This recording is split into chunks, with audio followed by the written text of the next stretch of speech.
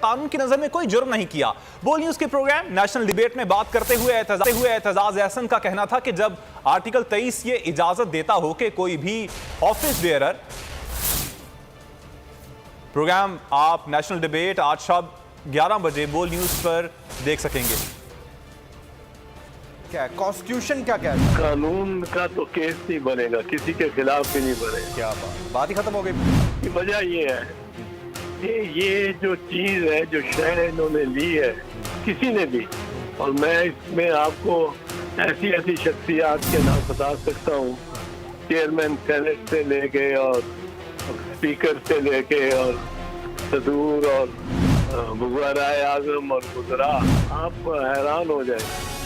پر یہ جس نے بھی لیا ہے کوچہ خانہ سے، وہ فکس پرائس پہ، اس نے قانونی طور پہ کوئی قانون کی نظر میں کوئی جرم نہیں۔ جب قانون اجازت دیتا ہے کسی کو کم پرسنٹیج کے اوپر پیسے دے کر توشہ خانہ سے طائف اپنے نام کرانے کی، وہ چاہے بیچے رکھے، اس کا استحقاق ہے یا نہیں ہے؟